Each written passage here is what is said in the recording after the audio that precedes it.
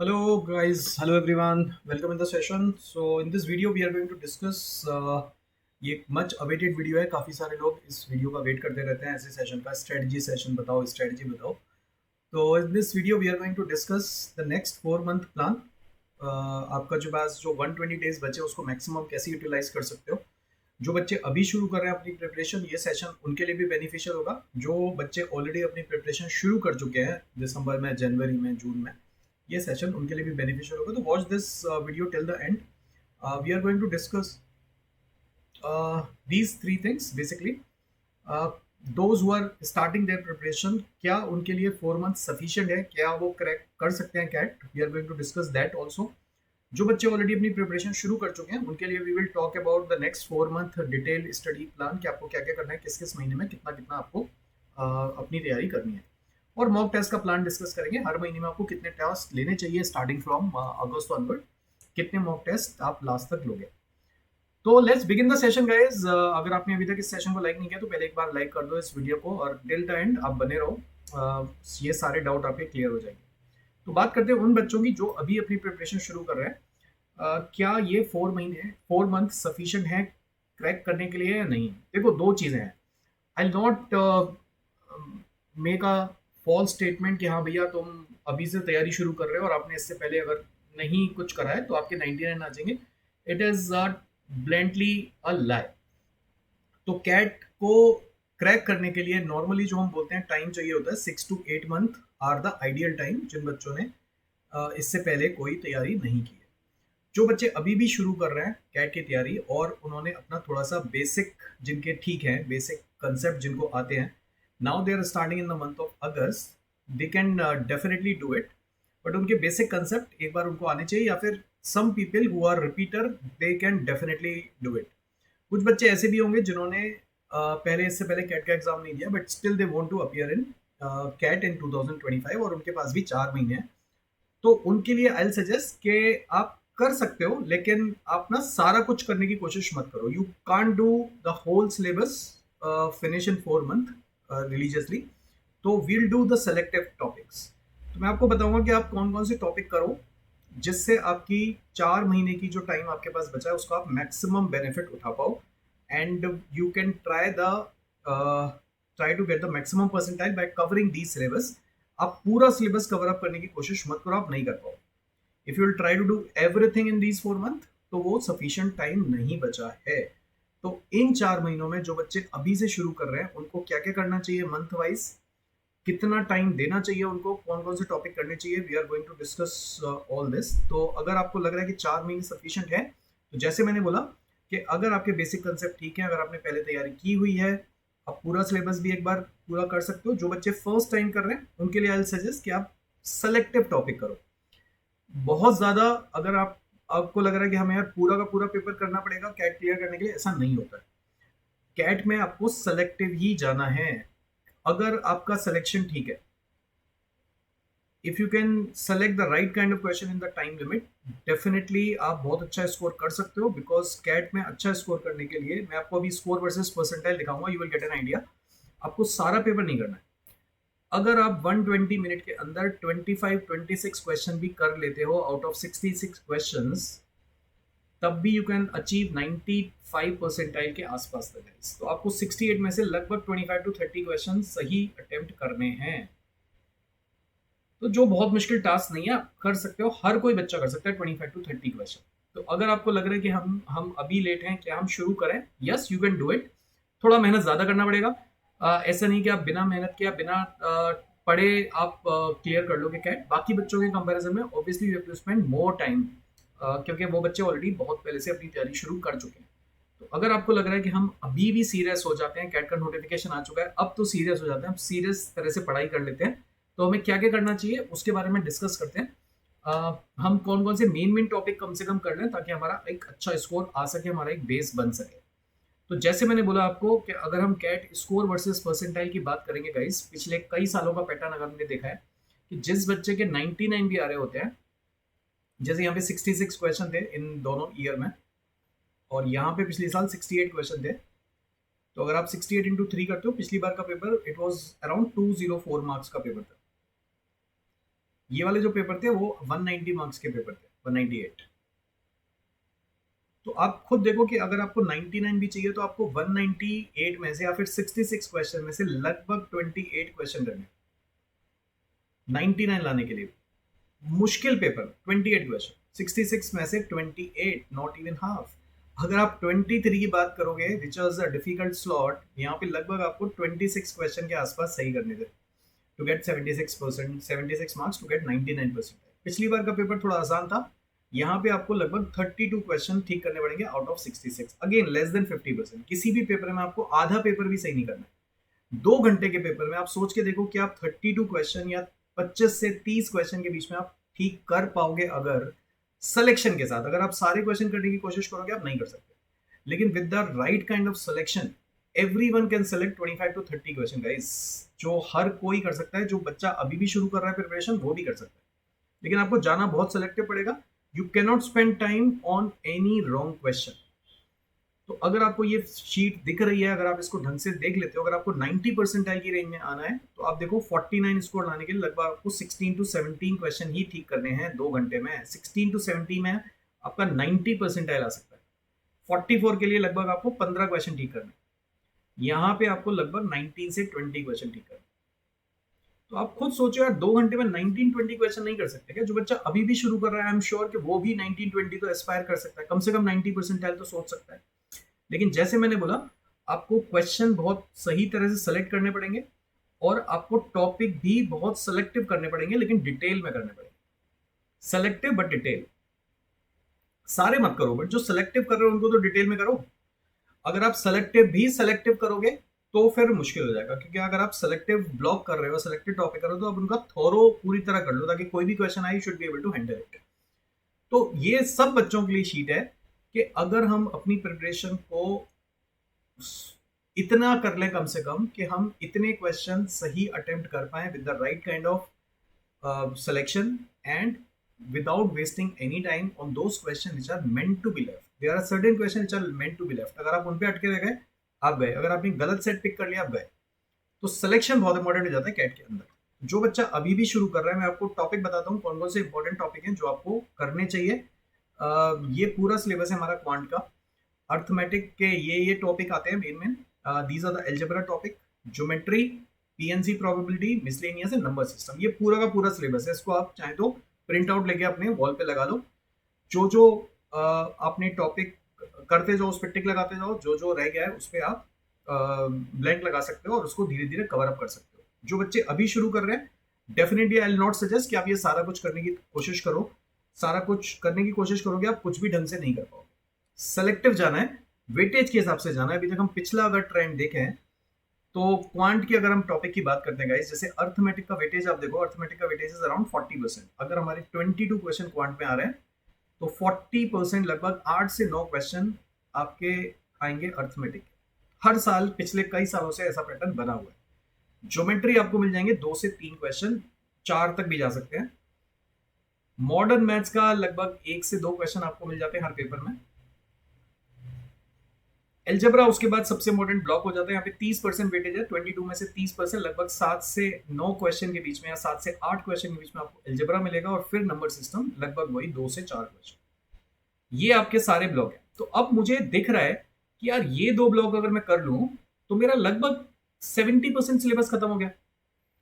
अगर मैंने ये दोनों ब्लॉक कर लिए, मुझे सारा कुछ अगर मैं नहीं भी करूं, अगर मैं अगस्त से शुरू करके मेरा टारगेट रखता हूं कि यार मैं अर्थमेटिक अगस्त में पूरा खत्म करने की कोशिश करूंगा और मिड सितंबर तक भी अगर आप अर्थमेटिक कर लेते हो या कोशिश करो कि आप अगस्त में पूरा अर्थमेटिक करने की कोशिश करो और यहाँ पे जाके आप फिर एल्जेब्रा करो, अर्थमेटिक यहीं पे खत्म करो। अर्थमेटिक थोड़ा बड़ा ब्लॉक है, बहुत सारे टॉपिक है, परसेंटेज है, प्रॉफिट एंड लॉस है, टाइम स्पीड एंड डिस्टेंस है, लेकिन अब आपके पास टाइम कम है तो उस हिसाब से आपको अपना सिलेबस खत्म करना पड़ेगा। तो टारगेट करोगे यार अर्थमेटिक हम अगस्त में खत्म करेंगे, उसके बाद सितंबर में हम अपना पूरा एल्जेब्रा खत्म कर लेंगे। अगर आपने सितंबर तक अपने ये दोनों ब्लॉक भी खत्म कर लिए, अक्टूबर के अंदर आप चाहो बिटवीन नंबर्स और ज्योमेट्री में से एक ब्लॉक कर सकते हो। दोनों करने की जरूरत नहीं है। बाकी आप पीएनसी वगैरह आप छोड़ सकते हो। जो भी इन दोनों में से एक ब्लॉक रह जाएगा वो आप एक छोड़ सकते हो, पूरा मत करो। ये 3 कोई भी ब्लॉक कर लो, ये दोनों तो मस्ट हैं। उसके अलावा आप साथ में एक और ब्लॉक कर सकते हो बिटवीन नंबर्स और ज्योमेट्री। सब कुछ करने की कोशिश में आप सब कुछ छोड़ दोगे। यहां पे जो आपका टाइम होगा इसमें आप करोगे revision and practice. Mix question, sectional test वो आपको अभी से देने की शुरुआत कर देनी चाहिए। जैसे ही आप अर्थमेटिक खत्म करो, आप मॉक देना शुरू कर दो और सेक्शनल देना शुरू कर दो जैसे ही आपका अर्थमेटिक खत्म होता है। तो जो बच्चे अभी भी शुरू कर रहे हैं उनका टारगेट होना चाहिए कि हम अगस्त में अर्थमेटिक खत्म करेंगे, देन हमारा टारगेट सितंबर में है कि हम अलजेब्रा खत्म करेंगे, और उसके बाद हमारा नंबर्स और ज्योमेट्री में से हम कोई और एक ब्लॉक उठा के अक्टूबर में खत्म कर देंगे, और फिर हम यहीं से सेक्शनल देना और रिवीजन करना शुरू कर देंगे साथ के साथ। इतना भी कर लोगे गाइज, मैं गारंटी दे रहा हूं आपको, आप आराम से आउट ऑफ 22 क्वेश्चन अगर आपने ढंग से कर लिया है तो आप 12 से 15 क्वेश्चन तक भी कर सकते हो इन दोनों ब्लॉक से।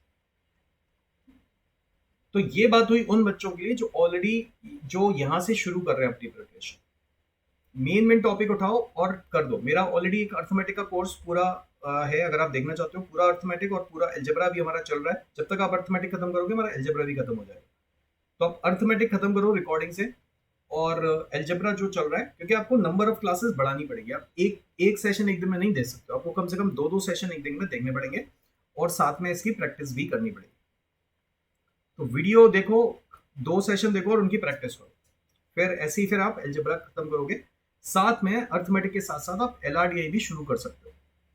तो एक बार मैं उन बच्चों के बारे में बात कर लेता हूँ जो अपनी प्रिपरेशन शुरू कर रहे हैं, then we will talk about दोस्त जो अपनी प्रिपरेशन ऑलरेडी शुरू कर चुके हैं पहले साल में, हम उनकी बात करेंगे। ये है हमारा एलआर के टॉपिक गाइस। एलआर के टॉपिक देखो, एलआर के जो टॉपिक बेस्ड हैं वो आप खत्म करने की कोशिश करो अगस्त सितंबर में, एलआर के भी और डीआई के भी। यहां पे आप करोगे मिक्स प्रैक्टिस। मिक्स प्रैक्टिस वैसे आप शुरू से भी शुरू कर सकते हो क्योंकि इसका कोई लिंक नहीं है, लेकिन अगर आप करना चाहते हो, जैसे गेम्स एंड टूर्नामेंट हो गया, मेन टॉपिक, वेन डायग्राम हो गया, क्यूब्स एंड क्यूबॉइड हो गया, ये टॉपिक बेस्ड है। रूट्स एंड नेटवर्क हो गया, राइट, वेन डायग्राम हो गया, लीनियर सर्कुलर का बेसिक हो गया, टेबुलर चार्ट, कॉम्प्लेक्स चार्ट, और बाकी आपके रडार चार्ट, ये डीआई बेस्ड है। तो डीआई प्लस एलआर के आप जो भी टॉपिक बेस्ड हैं, आप कोशिश करो कि अगस्त सितंबर में आप पूरा खत्म करो, और यहीं से आप मिक्स प्रैक्टिस भी करना शुरू कर दो एलआरडीआई के लिए। एलआरडीआई का सिलेबस बहुत ज्यादा नहीं है, आप आराम से कर सकते हो। क्वांट के 2 टॉपिक करो और इनका एक टॉपिक भी उठा के करोगे, आराम से खत्म हो जाएगा। मेन चीज है मिक्स प्रैक्टिस, क्योंकि जिस तरह के सेट आए हैं पहले सालों में, पीवाईक्यू भी साथ में करो और मिक्स प्रैक्टिस सेट करो। तो अगर आपका टारगेट रहेगा, लेट्स से हम अगस्त में अपना और सितंबर में अपना सिलेबस खत्म कर लेते हैं बेसिकली, तो यहां से फिर आपका टारगेट होना चाहिए हम डेली बेसिस पे 2 से 3 सेट सॉल्व करेंगे। अगर आप डेली बेसिस पे 2-3 सेट भी सॉल्व करते हो, आपके पास 60 डेज बचे होंगे, आप लगभग 120 से लेके 180 सेट सॉल्व कर लोगे मिक्स्ड। 150 सेट अगर आपने उस टाइम पे भी सॉल्व कर लिए बिसाइड सेक्शनल एंड मॉक, अब more than enough guys. Different variety of set करो। हमारे बच्चे जो ऑलरेडी तैयारी कर चुके हैं वो ऑलरेडी 150 सेट अभी तक कर चुके हैं, और उनके पास अभी 4 महीने बचे हैं। तो सोच के देखो वो कितने सेट कर पाएंगे। तो right now your target should be to finish the basic syllabus, and then उसके बाद आप जा सकते हो मिक्स प्रैक्टिस के पास। तो ये हमारा एलआरडीआई का टॉपिक, एलआरडीआई के ये सारे मेन टॉपिक हैं। मेरा एक एलआर का कोर्स है और एक डीआई का कोर्स है, आप दोनों देख लो। उससे ज़्यादा आपको बेसिक कोर्स में कुछ करने की जरूरत नहीं है, फिर आप मिक्स प्रैक्टिस पे जा सकते हो। वर्बल में भी यही होता है। देखो वर्बल में एवरीथिंग इज आरसी, 66% आरसी का वेटेज है, और इसके लिए मुझे नहीं लगता कि कोई थ्योरी पढ़ने की जरूरत है, आपको अपना रीडिंग पे ही काम करना पड़ेगा बेसिकली। तो आप रीडिंग करो, बेसिक करो, और फिर उसके बाद आप तैयारी शुरू कर सकते हो। साथ में बस रीडिंग करते रहो और कुछ नहीं करना, क्योंकि आरसी ही है। प्रैक्टिस करो इसके एक बार ग्रामर, वोकैब पे बहुत ज़्यादा टाइम वेस्ट मत करना। ग्रामर के बेसिक रूल्स पढ़ लो, वोकैब करने की बहुत ज़्यादा ज़रूरत नहीं है। जैसे जैसे आप रीडिंग करोगे आपका सिलेबस, आपका जो वोकैब पार्ट है और जो ग्रामर पार्ट है वो ऑलरेडी इसके अंदर आ जाए। पैरा जंबल्स हो गए, ऑड सेंटेंसेस हो गए, पैरा समरी हो गए, ये आप साथ में करते रहो। प्रैक्टिस करनी है बहुत सारे आरसीज, मेनली आरसीज। और फिर पैरा जंबल, देखो पैरा जंबल बड़ा मुश्किल हो जाता है विदाउट, क्योंकि एमसीक्यूज होते हैं, तो बड़ा मुश्किल है पैरा जंबल ठीक कर पाना। तो उस पर बहुत ज़्यादा टाइम वेस्ट मत करना, क्योंकि बाकी वर्बल आसान आता है। पैरा समरी और ऑड सेंटेंसेस आप कर सकते हो, लेकिन para jumble without option mark करना 1 2 3 4 सीक्वेंस में लगाना इट्स वेरी डिफिकल्ट, तो इसमें बहुत ज़्यादा टाइम वेस्ट मत करना, पढ़ लेना बट बहुत ज़्यादा टाइम वेस्ट मत। अल्टीमेटली बात हो रही है don't do over do certain topic and don't leave any topic untouched. अब ये बेसिकली ये वाली जो लाइन है do not leave any topic untouched, ये अब थोड़ी सी उन बच्चों के लिए जो अभी शुरू कर रहे हैं उनके लिए थोड़ी सी मुश्किल हो जाती है, क्योंकि आप सब कुछ टॉपिक तो आपको छोड़ने ही पड़ेंगे, बट जैसे मैंने बोला जो भी कर रहे हो आप डिटेल में पढ़ो। तो ये जो हमने बात की गाइस, ये उन बच्चों के लिए जो अभी अपनी प्रिपरेशन शुरू करना चाहते हैं। जो बच्चे हमारे ऑलरेडी अपनी प्रिपरेशन शुरू कर चुके हैं उनके लिए मेरा जो प्लान है बेसिकली ये है कि आप अपना सिलेबस ऑलरेडी अर्थमेटिक का या अलजेब्रा का पूरा करके जाओ। इसमें आप कोई भी टॉपिक छोड़ोगे नहीं। जो अपनी प्रिपरेशन जनवरी में या ऑलरेडी मार्च में अप्रैल में शुरू कर चुके हैं उनके लिए मेरा सजेशन ये है कि अब आप डेली बेसिस पे मिक्स प्रैक्टिस करना शुरू कर दो। जो भी आपका सिलेबस चल रहा है वो करते रहो। जुलाई निकल चुका है हमारा, अगस्त सितंबर अक्टूबर नवंबर बचे हमारे पास। आपका टारगेट होना चाहिए कि हम बैठ के हर रोज, बहुत ना करें तब भी 10 क्वेश्चन मिक्स प्रैक्टिस अगर आप डेली भी करना शुरू कर दोगे, 5 क्वेश्चन भी डेली करना शुरू कर दोगे, जो भी आपने टॉपिक पढ़ लिए हैं उनके मिक्स्ड करना शुरू करो। क्योंकि जब आप क्लास करते हो ना तो आप टॉपिक वाइज करते हो।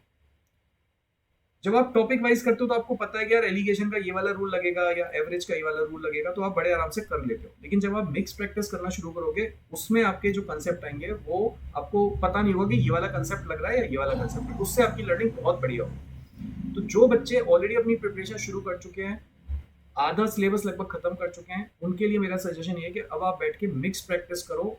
डेली बेसिस पे 10 क्वेश्चन 5 क्वेश्चन भी कर लोगे तब भी हमारे पास लगभग 120 दिन बचे हैं। 1200 क्वेश्चन आप कर सकते हो हर रोज के, अगर 10 क्वेश्चन भी करोगे। बट कंसिस्टेंसी इज द की। कुछ बच्चे करेंगे 1 2 दिन, लेकिन फिर वो वही बस 1 2 दिन किया उसके बाद गया, उसका कोई फायदा नहीं है। हमारा एक ऑलरेडी कोर्स चल रहा है मिक्स प्रैक्टिस का। जो बच्चे इस कोर्स को अभी से फॉलो कर रहे हैं, मिक्स क्वांट का प्रैक्टिस, डेफिनेटली उनको बहुत फायदा होने वाला है मॉक्स के अंदर, क्योंकि हम मॉक्स ही क्वेश्चन कर रहे हैं सेशन में, इस कोर्स में। तो जो बच्चे ऑलरेडी अपनी तैयारी शुरू करके उनके लिए कोई चिंता की बात नहीं है। आप आराम से बैठ के सिर्फ सेक्शनल दो, मिक्स प्रैक्टिस करो, जो चीजें भूल गए उनको रिवाइज करते रहो साथ ही साथ। आपके लिए टाइम है। हमारा ऑलरेडी अलजेब्रा चल रहा है, उसके बाद हम ज्योमेट्री भी कवर अप करेंगे, उसके बाद नंबर्स भी करेंगे। सब कुछ हमारा एक बार पूरा हो जाएगा सिलेबस, हम कुछ भी छोड़ के नहीं जाएंगे। जो हमने लाइन ली थी do not leave any topic untouched, वो बिल्कुल उनके लिए वैलिड है जो अपनी प्रिपरेशन पहले ही शुरू कर चुके हैं। LRDI हम ऑलरेडी कर चुके हैं खत्म, तो अब हमारा मिक्स प्रैक्टिस चल रहा है। आप लोग डेली बेसिस पे जो हमारा डेली का LR ग्रुप है, हमारा डेली LR सेट जिसमें हम डाल रहे हैं वो करते रहो, बस कुछ नहीं करना। Nothing doing, nothing else is required guys. अगर आप डेली LR सेट जो 2 आ रहे हैं ग्रुप पे उतना भी कर लोगे, कुछ नहीं करना है LRDI के लिए। और मैं एक्स्ट्रा सेशन तो ले ही रहा हूँ। Nothing else is required. YT session देखो, डेली LR सेट करो, LRDI आपका खत्म हो गया, कुछ नहीं करना अब आपको। 120 दिन के अंदर अंदर यहाँ पे हमारे 240 सेट कवर हो जाएंगे। YT में मैं कम से कम और 100 सेट 200 सेट करा दूंगा। इतने सेट ऑलरेडी कर चुके हो, 150 सेट हम ऑलरेडी कर चुके हैं ग्रुप पे। YT सेशन में हम ऑलरेडी लगभग 50 से 100 50-70 सेट कर चुके हैं, और अभी 120 दिन बचे हैं जिसमें हम ग्रुप पे ही 240 सेट कर लेंगे, और उसके अलावा 100 सेट मैं अलग से करा दूंगा। इतने सेट करने के बाद भी अगर नहीं होता तो फिर तो यार मतलब कुछ नहीं हो सकता। तो आप लोग सही जा रहे हो, कुछ चिंता की बात नहीं है। बस अपना टाइम वेस्ट मत करो, स्ट्रेटजी ढूंढने में टाइम वेस्ट मत करो। इस सेशन, ऐसे सेशन देखने में भी टाइम वेस्ट मत करो। इस जैसे बहुत सेशन मिलेंगे, मैं तो बहुत कम लेता हूं, लेकिन आपको यूट्यूब भरा पड़ा मिलेगा रहेगा इन्हीं तरह के सेशन से। कुछ नहीं होने वाला, जो चल रहा है बिल्कुल सही चल रहा है, फॉलो करते रहो, रिलीजियसली पढ़ते रहो। एक ही लाइन लिखता हूं मैं यहाँ पे, कोई स्ट्रेटजी नहीं है, सिर्फ पढ़ते रहो लास्ट तक consistently. That is the best strategy, और कुछ नहीं चाहिए आप। अगर आप 120 दिन तक पढ़ते रहे ढंग से कंसिस्टेंटली, आपको कोई नहीं रोक सकता। लेकिन अगर आप ऐसे ही टाइम वेस्ट करते रहोगे वीडियो देखने में, तो फिर कुछ हो भी नहीं सकता।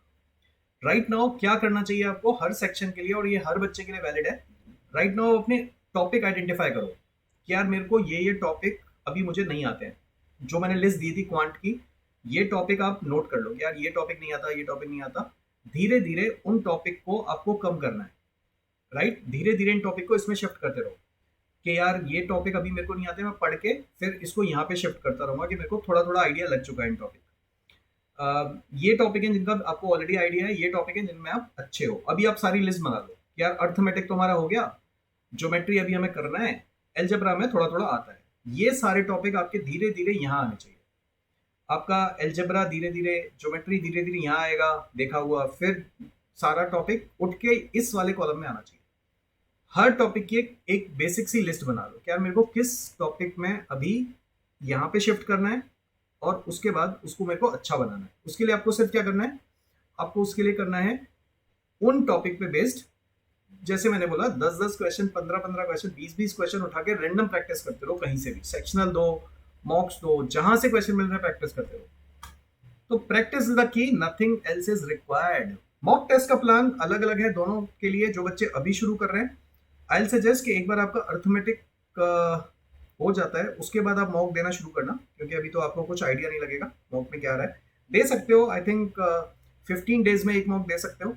जो बच्चे अभी जून जुलाई में अपनी प्रिपरेशन शुरू कर रहे हैं, अगस्त में शुरू कर रहे हैं, जुलाई ऑनवर्ड्स, एक बार आपका अर्थमेटिक हो जाता है उसके बाद आप 15 डेज में पर मॉक दे सकते हो अगस्त के अंदर।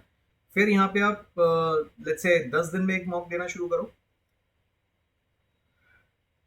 और फिर यहाँ से आप कंटिन्यूसली कम से कम एक मॉक पर वीक तो देना ही देना है।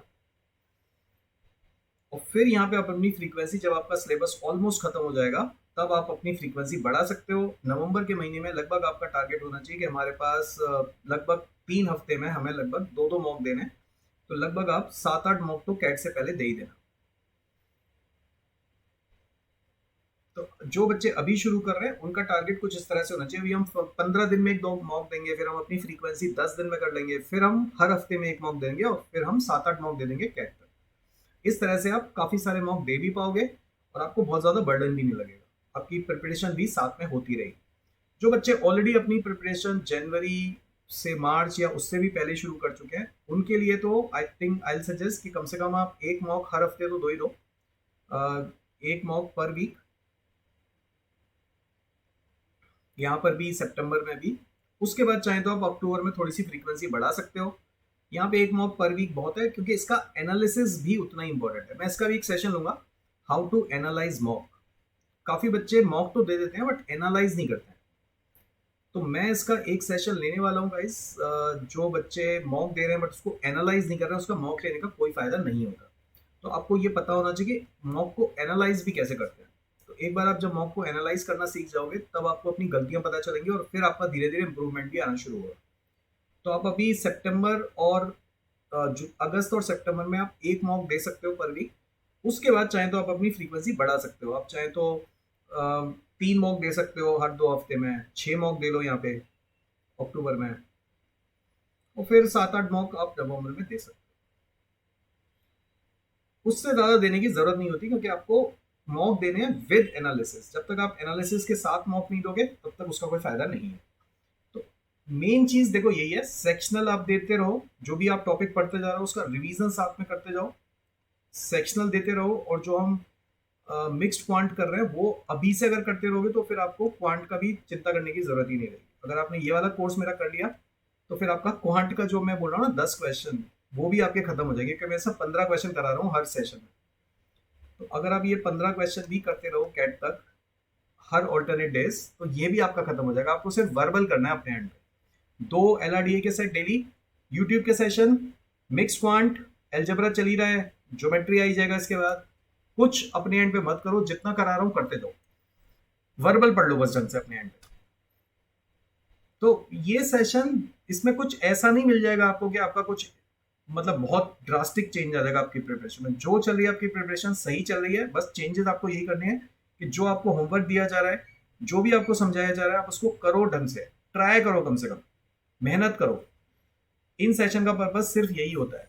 और जो लोग आपको बेवकूफ बना रहे हैं, मोटिवेट कर रहे हैं, वो आपका सिर्फ मतलब अभी आपके लिए टाइम वेस्ट है और कुछ नहीं। बाद में रियलाइज होगा जो आपको चीजें बताई जा रही थी वो बेनिफिट किसके लिए था। तो मैं आपको कोई ऐसा प्लेज और वो सब नहीं करवा रहा हूँ, मैं सब आपको बोल रहा हूँ कि आप ढंग से लास्ट तक पढ़ाई करते रहो और कुछ नहीं चाहिए। 120 डेज बचे हैं। लास्ट के मेरे few lines, focus and consistency other 2 district, जो भी आपके डिस्ट्रिक्शन है, जो भी आपके रील्स हैं, शॉर्ट्स हैं उन पे टाइम वेस्ट मत करो, इधर उधर अपने जो जितने भी डिस्ट्रैक्शन है उनको सबको हटा दो। Plan the daily task and complete it as well. Plan करो कि आज मुझे ये करना है, 10 क्वेश्चन इसके करने हैं, 2 आरसी करनी है, 2 LRDA के सेट करने हैं, कम से कम इतना आपका टारगेट होना चाहिए डेली बेसिस पे। 2 LRD के सेट जो ग्रुप में आ रहे हैं वो करो, आरसी अपने एंड पे कर लो, 10 क्वेश्चन सेक्शनल उठा के कर लो, प्रीवियस कोई भी टॉपिक के उठा के कर लो, ये आपका डेली का टारगेट होना चाहिए, उसको कंप्लीट भी करना है। क्लासेस जो चल रही हैं वो तो चल ही रही है, होमवर्क करना ही करना है, इसमें बहुत ज्यादा टाइम नहीं लगने वाला। ये नहीं कि आपको 10 सेट करने हैं, 5 सेट करने हैं, 2 LRDA सेट करो, 2 आरसी करो, डेली करो, लेकिन कम बैक स्ट्रॉन्गर देन एवर। अगर आपको लग रहा है कि यार मॉक में अच्छा स्कोर नहीं आ रहा है, नेगेटिव डीमोटिवेशन आ रहा है, तो उठो। Nobody else is going to do it for you, you have to do it for your own. तो come back stronger than ever, उठो, मेहनत करो, देखो अपनी वीकनेसेस को कि कहाँ कहाँ गलती हो रही है, उन पे काम करो, shock everyone and prove them all wrong. हम जो बोलते हैं कि तुम्हारा कुछ नहीं हो सकता, उसको गलत प्रूफ करो। हम तो चाहते हैं तुम हमें गलत प्रूफ करो। हमारे बच्चे अगर अच्छा रिजल्ट आएंगे तो सबसे ज्यादा खुशी हमें ही होगी। तो हम अभी जो बोलते रहते हैं कि तुम नहीं पढ़ रहे हो, नहीं हो सकता कुछ, इसलिए बोलते हैं कि तुम अभी भी जाग जाओ। अगर अभी भी समझ आ जाएगी, अभी भी टाइम है, 4 मंथ है। जो बच्चे सीरियस नहीं है, पढ़ाई शुरू कर दी बट सीरियस नहीं थे अभी तक, अभी भी सीरियस हो जाओ। अगर सीरियस हो गए, nobody can stop you guys. तो ये सब चीजें जो आपको बताई जा रही हैं, इसको ढंग से करो। अगर आपने अभी तक एनरोल नहीं किया, अगर आप अभी अपनी तैयारी शुरू करना चाहते हो, तो आप ज्वाइन कर सकते हो अनअकैडमी पे। स्ट्रक्चर वे में पढ़ो, रैंडम तो सब कुछ अवेलेबल है यूट्यूब पे, उससे आपका बहुत ज्यादा भला नहीं होने वाला है। तो सिस्टमेटिक वे में जब तक नहीं पढ़ोगे तब तक कोई फायदा नहीं। तो अभी ये ऑफर चल रहा है, अगर आपको ज्वाइन करना है, you can avail this offer. 15,000 में आपको ये पूरा कैट की प्रिपरेशन मिल रही है, 60% ऑफ चल रहा है, 31 जुलाई तक ये ऑफर वैलिड है। लेकिन and if you want to get my group और माय टेलीग्राम ग्रुप और मेरी आपको हेल्प चाहिए, तो you can use my code Lokesh Agarwal, so that you will be added in my Telegram channel, और जिसमें आपको मेरे से डायरेक्ट कनेक्ट करने का मौका मिलेगा। आप मुझसे कोई भी क्वेरी पूछ सकते हो। तो विद दिस थॉट गाइज, बस जैसा चल रहा है चलने दो, मेहनत शुरू करो। Very good luck to all of you, and I'm sure you can do it well in the exam. Nothing going to stop you. ठीक है, तो एक अपना प्लान बनाओ और उस पर काम करना शुरू करो। Bye bye.